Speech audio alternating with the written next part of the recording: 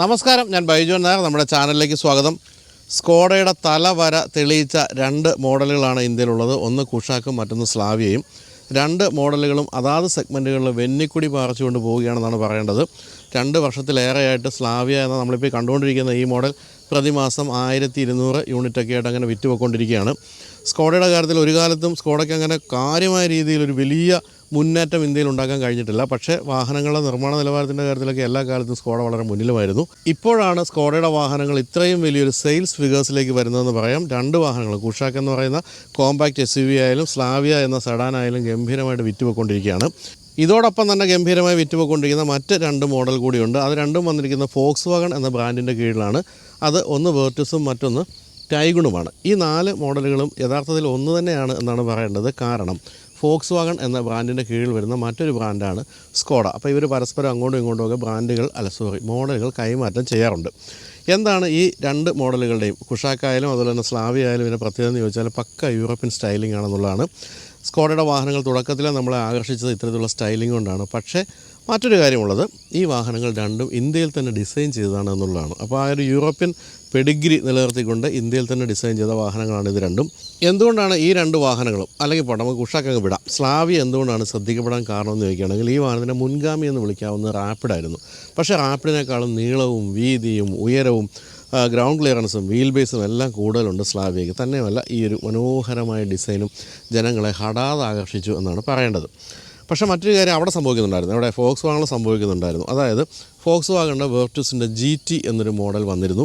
അതായത് വളരെ സ്പോർട്ടി ആയിട്ടുള്ളൊരു മോഡൽ വന്നിരുന്നു. അത് എന്തുകൊണ്ടാണ് അത്തരത്തിലുള്ള വളരെ സ്പോർട്ടിയായൊരു മോഡൽ ഈ ഒരു സ്ലാവിയയിലേക്കും വരാത്തതെന്ന് ജനങ്ങളിങ്ങനെ എപ്പോഴും ചോദിക്കുന്നുണ്ടായിരുന്നു. ഇപ്പോൾ ആ ഒരു ചോദ്യത്തിൻ്റെ ഉത്തരമായിട്ട് വന്നിരിക്കുന്ന ഏറ്റവും പുതിയ മോഡലാണ് നമ്മൾ കണ്ടുകൊണ്ടിരിക്കുന്ന സ്കോഡ സ്ലാവിയ മോണ്ടി കാർലോ.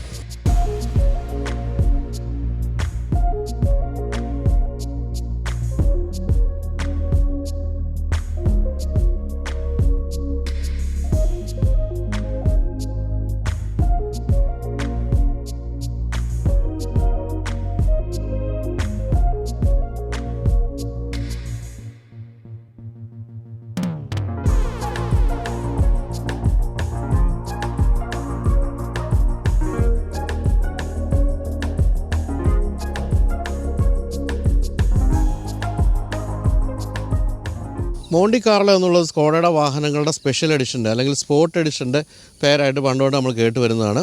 റാപ്പിഡിനും ഉണ്ടായിരുന്ന ഒരു മോണ്ടി കാർലോ എഡിഷൻ. പ്രധാനമായിട്ടും മോണ്ടി കാർലോ എഡിഷനിൽ കമ്പനി ചെയ്യാറുള്ളത് എഞ്ചിനിലൊന്നും മാറ്റം വരുത്താറില്ല, പക്ഷേ മൊത്തത്തിലൊന്ന് ബ്ലാക്ക് ആക്കി മാറ്റും. അതാണ് പ്രധാനമായിട്ടും ചെയ്യാറുള്ളത്. അതായത് ക്രോം എന്ന് പറയുന്ന സാധനം കാണാത്ത രീതിയിൽ ഫുൾ അങ്ങ് ബ്ലാക്ക് ആൻഡ് ചെയ്യും. അതിൻ്റെ ഒരു ഭംഗി തീർച്ചയായിട്ടും ഉണ്ട്. ഇപ്പോൾ നമ്മൾ കണ്ടുകൊണ്ടിരിക്കുന്ന റെഡ് വാഹനത്തിൽ ബ്ലാക്ക് വരുമ്പോൾ കുറേ കൂടി ഭംഗിയുണ്ട്. ഈ റെഡ് കൂടാതെ വൈറ്റ് പെയിൻറ്റിലും മാത്രമാണ് മോണ്ടി കാർലോ ലഭ്യമായിരിക്കുന്നത്. 2 കളേഴ്സ് മാത്രമേ ഈ ഒരു സ്പെഷ്യൽ എഡിഷൻ സ്പോർട്ട് മോഡലിനുള്ളൂ. കുഷാക്ക് എന്ന കോമ്പാക്റ്റ് SUVയുടെ മോണ്ടി കാർലോ മോഡൽ നേരത്തെ തന്നെ നിലവിലുണ്ട്. ഇപ്പോഴാണ് ഏറ്റവും പുതിയ സ്ലാവിയയും വന്നിരിക്കുന്നത്. എന്തായാലും വളരെ ഭംഗിയുള്ള മോഡലാണ്. മറ്റു കാര്യങ്ങളൊന്നും മാറ്റമില്ലെന്ന് ഞാൻ പറഞ്ഞല്ലോ. ഡയമെൻഷൻസ് ആയാലും അതുപോലെ തന്നെ എഞ്ചിനിലൊന്നും മാറ്റമില്ല. കാഴ്ചയിലുള്ള ഭംഗി മാത്രമാണ് പ്രധാനമായിട്ടും പറയേണ്ടത്. ഇൻറ്റീരിയറിലും എക്സ്റ്റീരിയറിലും കാര്യമായ മാറ്റങ്ങളാണ് സംഭവിച്ചിരിക്കുന്നത്. ഈ വാഹനത്തിൻ്റെ നീളം ഒരു സബ് 4 മീറ്റർ വാഹനമൊന്നുമല്ല. ഇത് 4500 മില്ലിമീറ്റർ നീളവും 2651 മില്ലിമീറ്റർ വീൽ ബേസും ഈ വാഹനത്തിനുണ്ട്. അതുകൊണ്ട് തന്നെ ഇൻറ്റീരിയറൊക്കെ ഇഷ്ടം പോലെ സ്പേസ് ഉണ്ട്. പിന്നെ യൂറോപ്യൻ വാഹനത്തിൻ്റെതായ എല്ലാ സേഫ്റ്റി ഫീച്ചേഴ്സും സേഫ്റ്റി ഫീലും തീർച്ചയായിട്ടും ഈ വാഹനങ്ങൾക്കുണ്ട്. അതുകൊണ്ട് തന്നെയാണ് ഒരു കാലത്ത് സ്കോഡ എന്നൊക്കെ കേൾക്കുമ്പോൾ നമ്മളൊന്ന് പേടിച്ചിരുന്നെങ്കിൽ ഇപ്പോൾ അങ്ങനെയൊന്നുമില്ല. സാധാരണക്കാർ പോലും ഇത്തരത്തിലുള്ള വാഹനങ്ങളൊക്കെ എടുത്തു തുടങ്ങിയത്. അപ്പോൾ നമുക്കിനി മോണ്ടി കാർഡ് എന്തൊക്കെയാണ് സ്പെഷ്യാലിറ്റി എന്ന് നോക്കുകയാണെങ്കിൽ പ്രധാനമായിട്ടും നമുക്ക് കാണാവുന്ന, ഞാൻ പറഞ്ഞല്ലോ നേരത്തെ, എല്ലാം ബ്ലാക്ക് ആൻഡ് ചെയ്തിരിക്കുകയാണെന്നുള്ള കാര്യം. ഈ ഒരു ഹെഡ് ലാമ്പിൻ്റെ ഈ ഒരു അസംബ്ലിക്ക് അകത്തേക്ക് നോക്കുകയാണെങ്കിൽ ഈ ഒരു കൺസോളും എല്ലാം ബ്ലാക്ക് ആൻഡ് ചെയ്തിരിക്കുകയാണ്. അതിമനോഹരമായ LED ഹെഡ് ലാമ്പാണ് കൊടുത്തിരിക്കുന്നത്. അതിൽ ഡേറ്റ റണ്ണിംഗ് ലാമ്പ് മനോഹരമായിട്ട് ഇൻ്റഗ്രേറ്റ് ചെയ്തിരിക്കുന്നു. ഉൾഭാഗത്ത് ഈ കാണുന്ന എലമെൻറ്റുകൾക്ക് നടുവിൽ ഈ കാണുന്ന ബ്ലാക്ക് ഫിനിഷുള്ള ഭാഗവും എല്ലാം തന്നെ മോണ്ടി കാർഡോയുടെ പ്രത്യേകതയായിട്ട് പറയാം. സ്കോഡയുടെ വാഹനങ്ങൾക്ക് എപ്പോൾ വേണമെങ്കിലും ഏത് ഉറക്കത്തിൽ എഴുന്നേൽപ്പിച്ച് കണ്ണു തുറന്ന് നോക്കിയാൽ സ്കോഡയാണോ എന്ന് ചോദിച്ചാൽ സ്കോഡയാണെന്ന് പറയാവുന്ന രീതിയിലുള്ള ഗ്രില്ലുകളാണ് എപ്പോഴും കാണാനുള്ളത്. അത് നമ്മൾ പലപ്പോഴും പല വീഡിയോയിലും പറയാറുള്ളതാണ്. അതുകൊണ്ട് തന്നെ ഒരു വ്യത്യസ്തത സ്കോഡയുടെ വാഹനങ്ങളുടെ മുൻഭാഗത്ത് ഒരിക്കലും നമുക്ക് പറയാനില്ല. അത് ഏറ്റവും വില കൂടിയ സൂപ്പർബ് ആയാലും ഏറ്റവും വില കുറഞ്ഞിരുന്ന റാപ്പിഡായാലും എല്ലാം തന്നെ ഗ്രില്ല് ഒരുപോലെ ഇരിക്കും എന്നുള്ളൊരു പ്രശ്നം തന്നെയായിരുന്നു. അതിവിടെ നമുക്ക് കാണാം, ഫുൾ ബ്ലാക്ക് ആൻഡ് ചെയ്തിട്ടുണ്ട്. അതുപോലെ ഇവിടെ എയർ ഡാമിൻ്റെ ഭാഗത്തും ഫുൾ ബ്ലാക്കിനാണ് ചെയ്തിരിക്കുന്നത്. ഏറ്റവും താഴെയായിട്ട് കാണുന്ന ലോവർ ലിപ്പുകളുടെ ഭാഗത്തും ബ്ലാക്കിൻ്റെ ഫിനിഷ് കൊടുത്തിരിക്കുന്നു. അതുപോലെ ഫോഗ് ലാമ്പ് ക്ലസ്റ്ററും ഫുൾ ബ്ലാക്കാണ്. ഇവിടെയൊക്കെ ഈ കാണുന്ന ഫൈബർ പാർട്ട് കൂടാതെ ഈ ഭാഗത്ത് ഗ്ലോസി ബ്ലാക്ക് ഫിനിഷുള്ളൊരു ഭാഗവും കൊടുത്തിട്ടുണ്ട്. അങ്ങനെ മുൻഭാഗം പൂർണ്ണമായിട്ടും ബ്ലാക്കായിട്ട് മാറിയിരിക്കുന്നു. റെഡിൽ ബ്ലാക്ക് വളരെ ഭംഗിയുണ്ട്. തീർച്ചയായിട്ടും വൈറ്റിലും ഭംഗിയുണ്ടാകും എന്നുള്ള കാര്യത്തിലും സംശയമില്ല.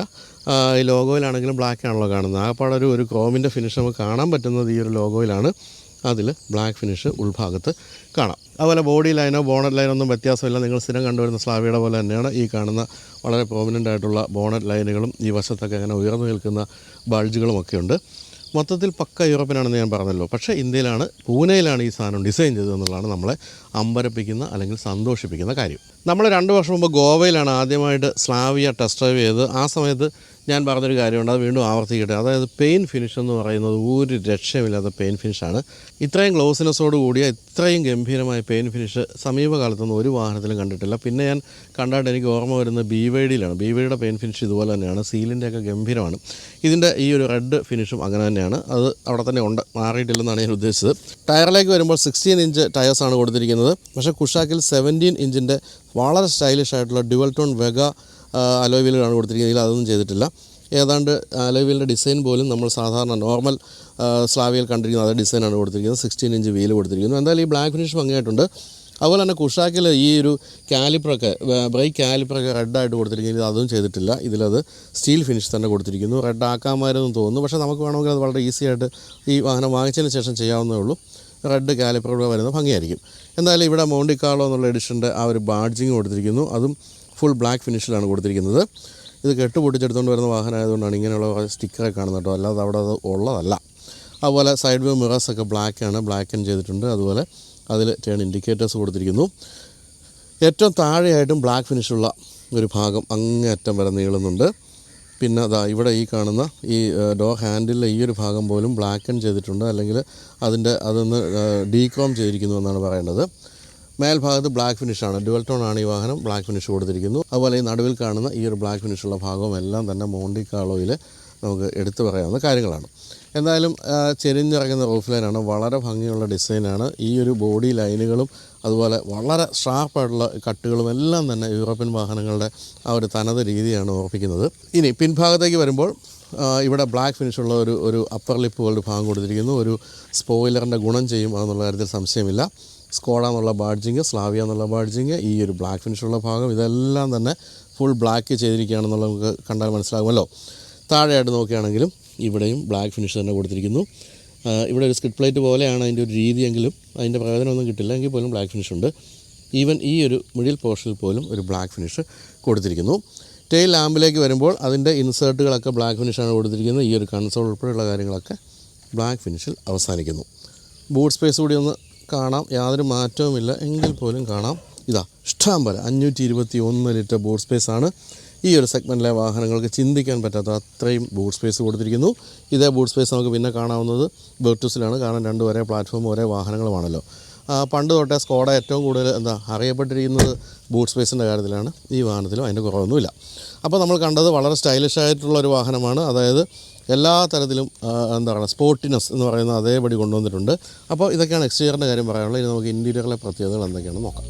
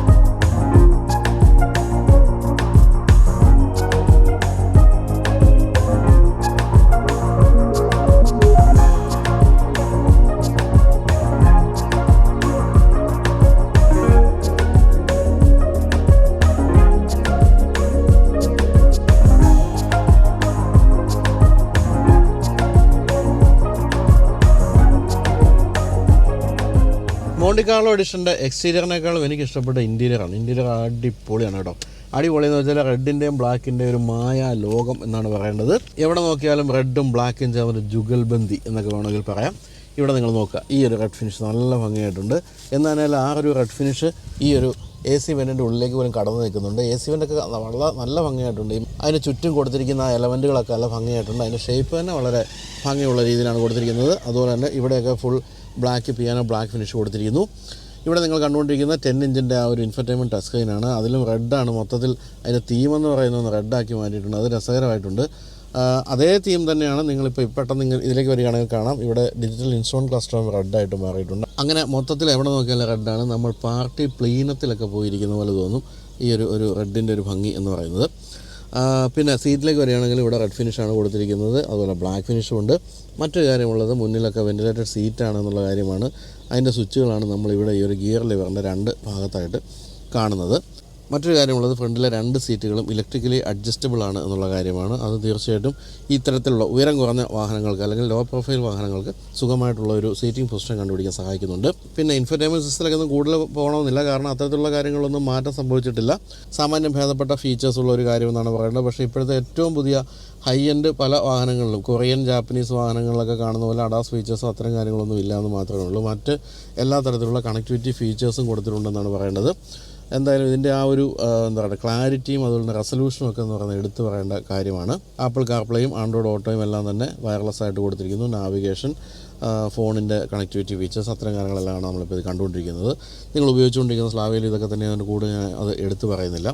എന്തായാലും ഈ കാണുന്ന മനോഹരമായ AC വെൻ്റെ താഴേക്ക് വരുമ്പോൾ കൂടുതൽ മനോഹരമായ ഈ ഒരു ഓട്ടോമാറ്റിക് ക്ലൈമറ്റ് കൺട്രോളിൻ്റെ സ്ക്രീനാണ് കാണുന്നത്. ടച്ച് സ്ക്രീനാണ് അതിൽ കൊടുത്തിരിക്കുന്നത്. ഇപ്പോൾ ACയുടെ ഈ ഒരു ഫാനൊക്കെ നമ്മൾ കൂട്ടണമെങ്കിൽ ഇവിടെ നമ്മളൊന്ന് വിരൽ ഓടിച്ചാൽ മതി, അതങ്ങനെ കൂടിക്കൊണ്ടിരിക്കുന്നത് കാണാൻ സാധിക്കുന്നുണ്ടല്ലോ. ഇത് വളരെ മികച്ചൊരു ടച്ച് സ്ക്രീനാണ് കൊടുത്തിരിക്കുന്നത്. അതിന് ഫുൾ ബ്ലാക്ക് ഫിനിഷ് കൊടുത്തിരിക്കുന്നു. അതുപോലെ 2 ചാർജിങ് പോയിൻറ്റുകളാണ് ഇവിടെ കൊടുത്തിരിക്കുന്നത്. അതുപോലെ നല്ല ഗ്രിപ്പുള്ള വയർലെസ് ചാർജിങ് പാഡാണ് ഈ കാണുന്നത്. അതിൽ നമ്മൾ ഫോണിങ്ങനെ ചെരിച്ചിങ്ങനെ വെച്ചാൽ മതി, സാധനം ചാർജാകും. അത് നന്നായിട്ടുണ്ട്, കാരണം വെച്ചാൽ നല്ല ഗ്രിപ്പുള്ളതുകൊണ്ട് അങ്ങനെ അങ്ങോട്ടും ഇങ്ങോട്ടും ചാടി കളിക്കുകയൊന്നുമില്ല, അവിടെ അതിരുന്നോളും. പിന്നെ ഗിയർ ലിവറിൻ്റെ 2 ഭാഗത്തേക്ക് വരുമ്പോൾ ഇവിടെ ഡോർ ലോക്കിൻ്റെ സ്വിച്ചാണ് നമ്മളിവിടെ കാണുന്നത്. അതുപോലെ തന്നെ ഇവിടെ വെൻറ്റിലേറ്റഡ് സീറ്റുകളുടെ സ്വിച്ചുകൾ കാണുന്നു. നമ്മൾ ഓടിച്ചുകൊണ്ടിരിക്കുന്ന 1 ലിറ്ററിൻ്റെ ഓട്ടോമാറ്റിക് ട്രാൻസ്മിഷനുള്ള മോഡലാണ്. 3 വേരിയൻറ്റിലാണ് മോണ്ടി കാർലോ വന്നിരിക്കുന്നത്. ഒന്ന് 1 ലിറ്ററിൻ്റെ മാനുവൽ, മറ്റൊന്ന് 1 ലിറ്ററിൻ്റെ ഓട്ടോമാറ്റിക് നമ്മൾ കണ്ടുകൊണ്ടിരിക്കുന്നത്. ഇത് ടോർക്ക് കൺവേർട്ടറാണ്. കൂടാതെ 1.5 ലിറ്ററിൻ്റെ 7 സ്പീഡ് DSC ഗിയർ ബോക്സ് ഉള്ള ആ ഒരു മോഡലും. അങ്ങനെ 3 വേരിയൻസിലാണ് ഉള്ളത്. അപ്പോൾ ഇത് നമ്മൾ കണ്ടുകൊണ്ടിരിക്കുന്നത് ഓട്ടോമാറ്റിക്കിൻ്റെ ഗിയർ ലിവറാണ്. അതും വളരെ രസകരമായിട്ട് കൊടുത്തിരിക്കുന്നു. അത് ലെതർ റാപ്ഡായിട്ട് കൊടുത്തിരിക്കുന്നു. ഈ ഭാഗത്തേക്ക് വരുമ്പോൾ 12 വോൾട്ടിൻ്റെ ഒരു ചാർജറാണ് കാണുന്നത്. ഇത് നമ്മുടെ MG കോമറ്റിൻ്റെ കീ ഫാബാണ്. ഇവിടെ ഇങ്ങനെ ചെറിയ ചില്ലറ പൈസ ഒക്കെ വയ്ക്കാം കേട്ടോ. അതുപോലെ 2 കപ്പ് ഹോൾഡേഴ്സ് കൊടുത്തിരിക്കുന്നു. ആംബ്രസ്റ്റ് സ്ലൈഡിംഗ് ആണ്, എങ്ങനെ വേണമെങ്കിലും അഡ്ജസ്റ്റ് ചെയ്യാം. ചെറിയ ഒരു സ്റ്റോറേജ് സ്പേസ് അതിൻ്റെ താഴെയായിട്ടും കാണാം. ഇതിലൊക്കെ റെഡ് സ്റ്റിച്ചിങ് കൊടുത്തിരിക്കുന്നത് നിങ്ങൾ ശ്രദ്ധയിൽപ്പെട്ടിട്ടുണ്ടാവും. അതെല്ലാം മോണ്ടി കാർലോയുടെ പ്രത്യേകതയായിട്ട് പറയാം. അതുപോലെ ഇവിടെ മോണ്ടി കാർലോ എന്നുള്ള ഒരു ബാഡ്ജിങ് ആണ് മേൽഭാഗത്ത് കാണുന്നത്, ബ്ലാക്ക് ഫിനിഷിൽ അത് കൊടുത്തിരിക്കുന്നു. അതുപോലെ തന്നെ റൂഫ് അടക്കമുള്ള കാര്യങ്ങളെല്ലാം ഫുൾ ബ്ലാക്കിൽ കൊടുത്തിരിക്കുന്നതും തീർച്ചയായിട്ടും ഭംഗിയുള്ള ഒരു കാര്യം തന്നെയാണ്. അതുപോലെ സിംഗിൾ പെയിൻ സൺ റൂഫും കൊടുത്തിട്ടുണ്ട്. എന്തായാലും നമ്മൾ ഓടിച്ചുകൊണ്ടിരിക്കുന്ന മോണ്ടി കാർലോ ആണ് നമ്മളെ ഓർപ്പിച്ചുകൊണ്ട് എപ്പോഴും റെഡ് നമുക്ക് എല്ലാ ഭാഗത്തും കാണാം. അതുപോലെ സ്റ്റിയറിംഗ് വീൽ നല്ല ഭംഗിയായിട്ടുണ്ട്. അതിലുമുണ്ട് കൊടുത്തിട്ടുണ്ട് റെഡ് സ്റ്റിച്ചിങ് കൊടുത്തിരിക്കുന്നു. അതുപോലെ തന്നെ ബ്ലാക്ക് ഫിനിഷും എല്ലാം കൂടെ കൊടുത്ത്, അതുപോലെ ഇവിടെ സ്റ്റീൽ ഫിനിഷ് എല്ലാം കൂടെ കൊടുത്ത് വളരെ മനോഹരമായിട്ടുണ്ട്. ഈ സൈഡിലേക്ക് വരുമ്പോൾ ക്രൂയിസ് കൺട്രോളും ഈ സൈഡിൽ വോളിയം കൺട്രോളൊക്കെയാണ് കാണുന്നത്. അതിൻ്റെ സ്വിച്ചുകളും ഒക്കെ നല്ല രസമായിട്ടുണ്ട്. നല്ല ഉപയോഗിക്കാൻ വളരെ എളുപ്പമാണ്. വളരെ ലൈറ്റ് കൺട്രോളുകളൊക്കെയാണ്. ഫ്ലാറ്റ് ബോട്ടം സ്റ്റിയറിംഗ് വീലൊന്നുമല്ല, പക്ഷേ നല്ല ഭംഗിയായിട്ട് ലെതർ റാപ്പ് ചെയ്തിട്ടുണ്ട്. നടുവിലെ ഈ ഭാഗമൊക്കെ ആണെങ്കിലും ഫുൾ ബ്ലാക്ക് എല്ലാം ഭംഗിയായിട്ടുണ്ട്. പിന്നെ പറയേണ്ടത് ഈ സൈഡിൽ സ്കോഡയുടെയും ഫോക്സ് വാഗണിൻ്റെയൊക്കെ സ്ഥിരം രീതിയിലുള്ള സ്വിച്ചുകളൊക്കെയാണ് ഇവിടെ കാണുന്നത്. മറ്റു കാര്യം പറയാൻ വിട്ടുപോയി, താഴേക്ക് വരുമ്പോൾ ഈ മെറ്റൽ പെഡലാണ് കൊടുത്തിരിക്കുന്നത്. അതും ഈ മോണ്ടി കാർലോയുടെ പ്രത്യേകതയായിട്ട് പറയാം. സൈഡിലേക്ക് വരുമ്പോൾ ഇവിടെ സൈഡ് വ്യൂ മിറേഴ്സിൻ്റെയൊക്കെ അഡ്ജസ്റ്റ്മെൻറ്റുകളും മറ്റും കൊടുത്തിരിക്കുന്നു. എന്തായാലും മൊത്തത്തിൽ നോക്കുമ്പോൾ വളരെ എലഗൻ്റ് ആയിട്ടുള്ള, വളരെ സ്റ്റൈലിഷ് ആയിട്ടുള്ള, വളരെ സ്പോർട്ടി ആയിട്ടുള്ള ഇൻറ്റീരിയറാണ് നമുക്ക് എവിടെ നോക്കിയാലും കാണാൻ സാധിക്കുന്നത്. എന്തായാലും വാഹനത്തിനുള്ളിലേക്ക് കയറുമ്പോൾ നമ്മൾ സ്വാഗതം ചെയ്തതാണ് മോണ്ടി കാർലോ എന്നുള്ള ആ ഒരു ബാഡ്ജിങ് ആണ്. നമ്മൾ വന്ന വഴി മറക്കാൻ പാടില്ലല്ലോ, ഒന്ന് നോക്കിയിട്ട് കയറുന്നത് എപ്പോഴും നന്നായിരിക്കും. അതുപോലെ ഡോർ പാഡിലേക്ക് നോക്കുകയാണെങ്കിൽ ഒരു ബോട്ടിലൊക്കെ വയ്ക്കാം, 1-2 ചെറിയ ബോട്ടിലൊക്കെ വയ്ക്കാം. അതുപോലെ തന്നെ വളരെ എന്താ പറയുക, ഈ വാഹനത്തിൻ്റെയൊക്കെ ഒരു നിർമ്മാണ നിലവാരം നമുക്ക് വളരെ വ്യക്തമാകുന്ന രീതിയിലാണ് ഡോർ പാഡൊക്കെ കൊടുത്തിരിക്കുന്നത്. ഡിസൈനും ഒക്കെ ഭംഗിയായിട്ടുണ്ട്. അതിൽ സ്പീക്കേഴ്സിൻ്റെയൊക്കെ കൊടുത്തിരിക്കുന്ന ആ ഭാഗത്തുള്ള ആ ഒരു ഡിസൈൻ എലമെൻറ്റുകളും ഒക്കെ വളരെ ഭംഗിയായിട്ടുണ്ട്.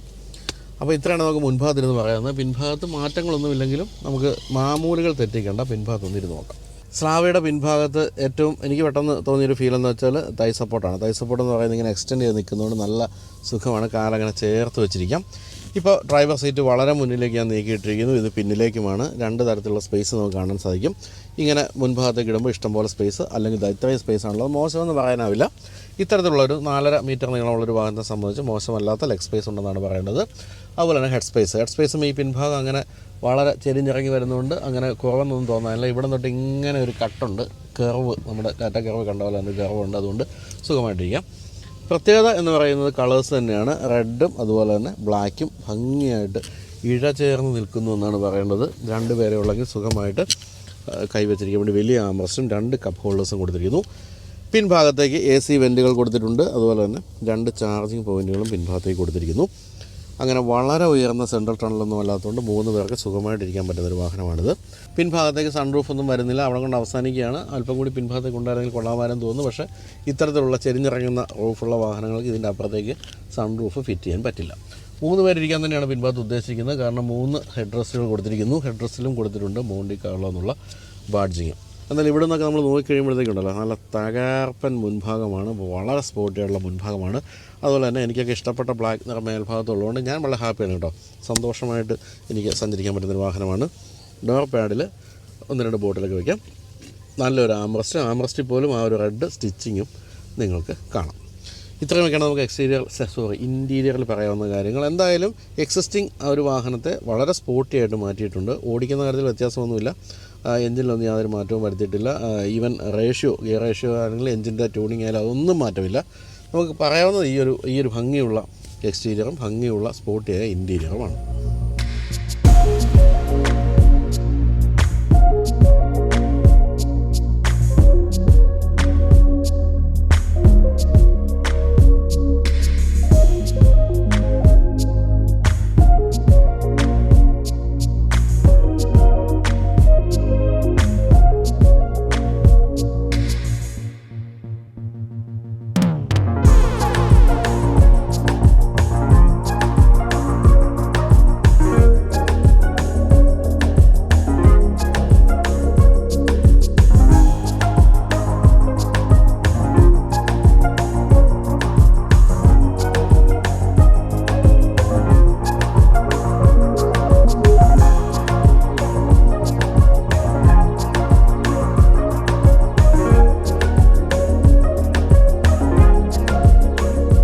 ഒരു കാലത്ത് സ്കോഡ അതുപോലെ ഫോക്സ് വാഗൺ എന്നൊക്കെ കേൾക്കുമ്പോൾ സാധാരണക്കാരന് പേടിയായിരുന്നു. നമുക്കൊരിക്കലും അടുക്കാൻ പറ്റാത്ത വാഹനങ്ങളെന്നായിരുന്നു അവരുടെ വാഹനങ്ങളെ പറ്റിയുള്ള ജനങ്ങളുടെ ചിന്ത. അതിന് കാരണം മറ്റൊന്നുമല്ല, മെയിൻ്റനൻസ് കോസ്റ്റാണ്. മെയിൻ്റനൻസ് കോസ്റ്റും സ്പെയർ പാർട്സ് കോസ്റ്റും എന്ന് പറഞ്ഞാൽ ഒരു രക്ഷയില്ലാത്ത അവസ്ഥയായിരുന്നു. ഓരോ സെഗ്മെൻറ്റ് മുകളിലേക്ക് പോകുന്തോറും, ഓരോ മോഡൽ മുകളിലേക്ക് പോകുന്തോറും എല്ലാം മാരകമായ രീതിയിൽ ഇത്തരത്തിലുള്ള കോസ്റ്റുകൾ കൂടുമായിരുന്നു. അതിനുശേഷമാണ് ഈ 2 വാഹന നിർമ്മാതാക്കളും ഒരു സാധാരണക്കാരന് വേണ്ടി അല്ലെങ്കിൽ ഒരു മിഡിൽ ക്ലാസ്സിന് വേണ്ടിയുള്ള വാഹനങ്ങൾ നിർമ്മിച്ചു തുടങ്ങിയത്. ആ സമയത്ത് തുടക്കത്തിൽ ആൾക്കാർ ആ വാഹനങ്ങളിലേക്ക് എത്താൻ ഭയങ്കരമായിട്ട് പേടിച്ചു മടിച്ചു. അങ്ങനെ റാപ്പിഡൊക്കെ വന്ന സമയത്ത് സ്കോഡ പതുക്കെ മെയിൻ്റനൻസ് കോസ്റ്റ് കുറച്ച് കൊണ്ടുവരാൻ തുടങ്ങി. എന്ന് തന്നെയുമല്ല, വിപുലമായ രീതിയിലുള്ള മെയിൻ്റനൻസ് പാക്കേജുകൾ കൊടുക്കാൻ തുടങ്ങി. അതായത് തുടക്കത്തിലെ വാഹനം വാങ്ങിക്കുമ്പോൾ 5 വർഷത്തെ പാക്കേജ് എടുക്കുകയാണെങ്കിൽ സർവീസ് കോസ്റ്റ് ഇല്ല എന്നുള്ള മറ്റുള്ള പാക്കേജൊക്കെ കൊണ്ടുവന്നു. ഫോക്സ് വാഗണും അങ്ങനെയുള്ള പാക്കേജുകൾ കൊണ്ടുവന്നു. അങ്ങനെയാണ് ഇപ്പോൾ സ്ലാവിയ ആയാലും അല്ലെങ്കിൽ ഏറ്റവും പുതിയ വെർട്ടസ് ആയാലും എല്ലാം തന്നെ നമുക്ക് സാധാരണക്കാരന് ഉപയോഗിക്കാവുന്ന അവസ്ഥയിലേക്ക് എത്തിയത്. എന്തൊക്കെ പറഞ്ഞാലും ഈ 2 കമ്പനികളുടെയും വാഹനങ്ങളുടെ കാര്യത്തിൽ നമുക്ക് കിട്ടുന്ന ഒരു വലിയ സേഫ്റ്റി ഫീലുണ്ട്. അത് നമുക്ക് പറയാതിരിക്കാൻ പറ്റില്ല. സേഫ്റ്റി ഫീൽ മാത്രമല്ല, എൻജിൻ്റെ റിഫൈൻമെൻ്റ് ആയാലും അതുപോലെ തന്നെ ഗിയറുകളുടെ രീതികളും എല്ലാ തരത്തിലും അങ്ങേയറ്റം പ്രീമിയമാണ്, അങ്ങേയറ്റം യൂറോപ്യനാണ് ഈ വാഹനങ്ങളെന്നാണ് പറയേണ്ടത്. അതുകൊണ്ടാണ് സ്കോഡയും ഫോക്സ് വാഗണും ഒക്കെ ഉപയോഗിച്ച് ശീലിച്ചവർ മറ്റ് രാജ്യക്കാരുടെ ഒന്നും വാഹനങ്ങളിലേക്ക് പോകാത്ത അവരെപ്പോഴും യൂറോപ്യൻ വാഹനങ്ങളിലേക്ക് സ്റ്റിക്ക് ഓൺ ചെയ്യും. കാരണം ഒരിക്കലും ഇപ്പോൾ ജാപ്പനീസ് അല്ലെങ്കിൽ കൊറിയൻ വാഹനങ്ങളിലൊന്നും നമുക്ക് ഇവരുടെ ഈ ഒരു യൂറോപ്യൻ വാഹനങ്ങളിൽ ഒരു ഫീൽ കിട്ടില്ല. ഇനിയിപ്പോൾ നമ്മൾ ഓടിച്ചുകൊണ്ടിരിക്കുന്ന വാഹനത്തെ പറ്റി പറയുകയാണെങ്കിൽ നമ്മളങ്ങനെ ഒത്തിരി ഒന്നും പറയാനില്ല. കാരണം എഞ്ചിനിലും ട്രാൻസ്മിഷനിലും ഒന്നും യാതൊരു മാറ്റവും സംഭവിച്ചിട്ടില്ല. പക്ഷേ ഇതിൽ ഓടിക്കുമ്പോൾ ഒരു ഫീലുണ്ട്, സ്പോർട്ടി ഫീൽ. അതിന് കാരണക്കാരാകുന്ന ഈ റെഡ് ആക്സൻസും അതുപോലെ തന്നെ സ്ക്രീനുകളിലൊക്കെ കാണുന്ന റെഡ് കാര്യങ്ങളൊക്കെ കാണുമ്പോൾ നമുക്ക് കൊള്ളാമല്ലോ എന്ന് തോന്നുന്ന ഒരു ഫീല് വരികയും കൂടുതൽ കാല് കൊടുത്ത് ഓടിക്കുകയൊക്കെ ചെയ്യും. അതാണ് ഈ ഇത്തരം വാഹനങ്ങളിൽ സംഭവിക്കാവുന്നൊരു കാര്യം. ഇപ്പോൾ ഓടിച്ചുകൊണ്ടിരിക്കുന്ന 1 ലിറ്റർ TSI എഞ്ചിനാണ്. അതിൽ 6 സ്പീഡ് ഓട്ടോമാറ്റിക് ട്രാൻസ്മിഷൻ. അതാണിപ്പോൾ നമ്മൾ ഓടിച്ചുകൊണ്ടിരിക്കുന്ന വാഹനത്തിലുള്ളത്. പിന്നെ ഞാൻ നേരത്തെ പറഞ്ഞ ഒരു 1 ലിറ്റർ എഞ്ചിനൊരു മാനുവൽ ട്രാൻസ്മിഷൻ ഉണ്ട്. കൂടാതെ 1.5 ലിറ്റർ TSI എഞ്ചിനിൽ 7 സ്പീഡ് DSG ഗിയർ ബോക്സ് ഉണ്ട്. ഇത് 3മാണ് ഇപ്പോൾ ഈ ഒരു ഏറ്റവും പുതിയ മോണ്ടി കാർലോ എന്ന് പറയുന്ന എഡിഷനിൽ വരുന്നത്. എൻജിൻ പവറിലേക്ക് പോകണമെങ്കിൽ ഈ ഒരു വാഹനം, അതായത് 1 ലിറ്റർ TSI എൻജിൻ പ്രൊഡ്യൂസ് ചെയ്യുന്നത് 113 VSP ആണ് പവർ, 175 ന്യൂട്ടൺ മീറ്റർ ടോർക്കും. എന്നാൽ 1.5 ലിറ്റർ TSI എന്ന് പറയുന്നത് 148 BSP ആണ്, 250 ന്യൂട്ടൺ മീറ്റർ ആണ് മാക്സിമം ടോർക്ക്. വളരെ നാമമാത്രമായ ഒരു ലാഗ് വേണമെങ്കിൽ നമുക്ക് തുടക്കത്തിലൊന്ന് ആരോപിക്കാം, വളരെ ചെറിയ രീതിയിൽ. പക്ഷേ അത് വളരെ പെട്ടെന്ന് ഫീൽ ചെയ്യണമെന്നില്ല. എങ്കിൽ പോലും ആ ഒരു ചെറിയ ലാഗ് കഴിഞ്ഞതിന് ശേഷം ഏതാണ്ട് 6600 RPM വരെ അങ്ങനെ കടന്നു നിൽക്കുകയാണ് പവർ ബാൻഡ് എന്ന് പറയുന്നത്. ഒരു 3 സിലിണ്ടർ എഞ്ചിൻ്റെ ആ ഒരു ശബ്ദ കോലാഹലങ്ങളോ അല്ലെങ്കിൽ വൈബ്രേഷനോ ഒന്നും തന്നെ ഫീൽ ചെയ്യാത്ത രീതിയിൽ ട്യൂൺ ചെയ്തിട്ടുണ്ട് ഈ എഞ്ചിൻ എന്നുള്ളതാണ് മറ്റൊരു കാര്യം. ഈ ഓട്ടോമാറ്റിക് മോഡലിന് 12.1 സെക്കൻഡാണ് 100 കിലോമീറ്റർ വേഗത എടുക്കാൻ വേണ്ടിയിരുന്നത്. പക്ഷേ അത് 6 സ്പീഡ് മാനുവൽ ആണെങ്കിൽ 11.1 മതി. അതായത് 1 സെക്കൻഡിൻ്റെ വ്യത്യാസമാണ് മാനുവലും ട്രാൻസ്മിഷനും തമ്മിലുള്ളത്. ഐസിൻ എന്ന് പറയുന്ന ജാപ്പനീസ് കമ്പനി നിർമ്മിച്ച് നൽകിയ 6 സ്പീഡ് ഓട്ടോമാറ്റിക് ഗിയർ ബോക്സ് ആണ് ഇതിൽ കൊടുത്തിരിക്കുന്നത്. ഇത് ശരിക്കും പറഞ്ഞാൽ DSC ഗിയർ ബോക്സ് പോലെ അത്രയും ക്വിക്കാണ് ഇതിൻ്റെ ഗിയർ ഷിഫ്റ്റ് എന്ന് പറയാനാവില്ല. എങ്കിൽ പോലും അത് ഓടിച്ചിട്ടില്ലാത്തവർക്ക് ഒരു തരത്തിലുള്ള നഷ്ടബോധവും തോന്നിക്കില്ല ഈ ഒരു ഗിയർ ബോക്സ് എന്നാണ് പറയുന്നത്. ആ രീതിയിൽ ഇതിൻ്റെ ഗിയർ ഷിഫ്റ്റൊക്കെ വളരെ സീംലെസ് ആണ്. അതുപോലെ മൈലേജ് നോക്കുകയാണെങ്കിൽ മാനുവൽ ട്രാൻസ്മിഷൻ 19.47 കിലോമീറ്ററാണ് ARI സർട്ടിഫൈ ചെയ്തിരിക്കുന്ന മൈലേജ്. അതുപോലെ ഓട്ടോമാറ്റിക്കിന് 18.07 ഉണ്ട്. ഒട്ടും മോശമല്ല. ശരിക്കുമുള്ള റിയൽ വേൾഡ് ഫിഗേഴ്സ് എന്നൊക്കെ പറയുന്നത് കുറച്ച് കുറവായിരിക്കുമെങ്കിൽ പോലും സാധാരണഗതിയിൽ ഫോക്സ്വാഗണിൻ്റെയോ സ്കോഡയുടെയോ പെട്രോൾ വാഹനങ്ങൾക്ക് ഇത്രയൊന്നും മൈലേജ് പ്രഖ്യാപിക്കാറില്ല. അത് ഇപ്പോഴത്തെ ഏറ്റവും പുതിയ ടെക്നോളജിയുടെ ഗുണമായിട്ട് കണ്ടാൽ മതി. അതുപോലെ സസ്പെൻഷൻ എന്ന് പറയുന്നത് ഗംഭീരമാണ് കേട്ടോ. സസ്പെൻഷൻ സ്ട്രെയിറ്റ് റോഡിലായാലും അതുപോലെ തന്നെ കോർണറിങ്ങിലായാലും എല്ലാം വാഹനത്തെ കൃത്യമായി താങ്ങി നിർത്തുന്നുണ്ട്. കൂടാതെ വളരെ ചെറിയ രീതിയിലുള്ള ബമ്പുകളോ അല്ലെങ്കിൽ നമ്മളിപ്പോൾ ഓടിച്ചുകൊണ്ടിരിക്കുന്ന ഈ വഴിയിലൊക്കെ ഈ പൂർണ്ണമായും ടാറൊക്കെ പൊളിഞ്ഞു കിടക്കുന്ന സ്ഥലങ്ങളുണ്ട്. അവിടെ ഒന്നും നമ്മളെ ഒട്ടും തന്നെ അറിയിക്കുന്നില്ല. കുറച്ചൊരു ഫേം സൈഡാണ് സസ്പെൻഷൻ, എന്നാൽ പോലും അത് നമുക്ക് കൂടുതൽ കോൺഫിഡൻസ് തരുന്നതേ ഉള്ളൂ. NVH ലെവലുകളെല്ലാം ഗംഭീരമാണ്. എൻജിൻ ഈ 3 സിലിണ്ടർ ആണെങ്കിൽ പോലും ഉള്ളിലേക്ക് കാര്യമായ രീതിയിൽ സൗണ്ടൊന്നും കിടക്കുന്നില്ല. അത്തരം കാര്യങ്ങളും എല്ലാം വളരെ മുന്നിലാണ് ഈ വാഹനം എന്നാണ് പറയുന്നത്. ഇനി സേഫ്റ്റി നോക്കുകയാണെങ്കിൽ 6 air bag, ESC, electronic differential system EDS എന്ന് പറയുന്നത്, പിന്നെ hill hold control, multi collision brake, isofix child seat, അത്തരം കാര്യങ്ങളും എല്ലാം കൊടുത്തിട്ടുണ്ട്. പക്ഷേ ഏറ്റവും പുതിയ കൊറിയൻ അല്ലെങ്കിൽ ജാപ്പനീസ് റൈവൽസിൽ ഉദാഹരണമായിട്ട് ഹ്യുണ്ടായി വെർണയിലൊക്കെ കാണുന്ന രീതിയിലുള്ള അഡാസ് ഫീച്ചേഴ്സ് ഒന്നും കൊടുത്തിട്ടില്ല. അത് വേണമെങ്കിൽ കുറവായിട്ട് കാണാം. പക്ഷേ മൊത്തത്തിലുള്ള ബിൽ ക്വാളിറ്റിയും 5 സ്റ്റാർ റേറ്റിംഗ് കാഷ് ടെസ്റ്റിലൊക്കെ കിട്ടിയിരിക്കുന്ന നല്ലോണം നോക്കുമ്പോഴത്തേക്കും വളരെ സേഫായിട്ടുള്ള സെഡാൻ തന്നെയാണ് ഇതെന്ന് പറയാം. അപ്പോൾ എന്തായാലും ഈ വാഹനത്തിൻ്റെ കാര്യത്തിൽ എഞ്ചിനിലൊന്നും മാറ്റമില്ലെങ്കിൽ പോലും ഇത്തരത്തിലുള്ള സ്പോർട്ടി എലവൻ്റൊക്കെ കാരണം നമ്മുടെ മനസ്സിലുണ്ടാകാവുന്ന ഒരു സ്പോർട്ടിനെസ് ഉണ്ടല്ലോ, അത് നമുക്ക് ഓടിക്കുമ്പോഴും അനുഭവിക്കാൻ കഴിയുന്നുണ്ട് എന്നാണ് വേണമെങ്കിൽ നമുക്ക് പറയാവുന്നത്. ഒരു വെർച്വൽ ഒരു സ്പോർട്ടി അനുഭവം എന്ന് വേണമെങ്കിലും വിളിക്കാം.